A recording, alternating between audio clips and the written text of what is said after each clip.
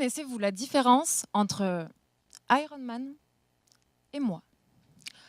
Aucune. Nous fabriquons tous les deux des prothèses biomédicales. Alors lui, il utilise du titane, de l'or, mais il a les moyens.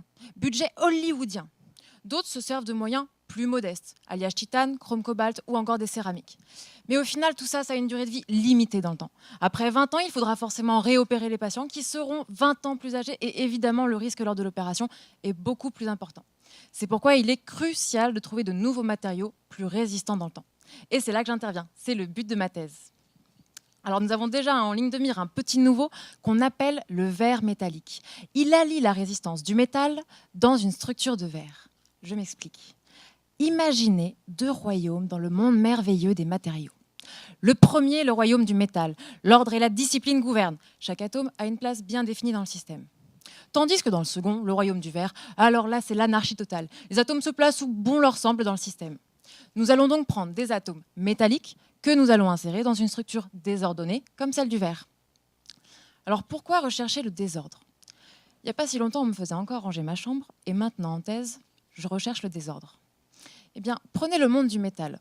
Organisation parfaite, les objets circulent facilement, mais l'évolution au cours du temps est possible.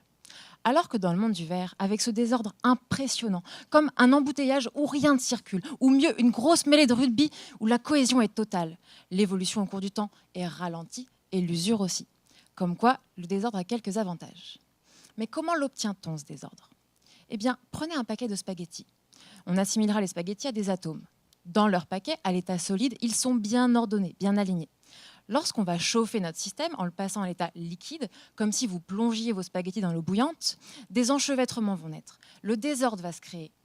Puis pour figer notre structure à l'état solide, il faut la refroidir très vite, comme si vous preniez une photographie du désordre de l'état liquide.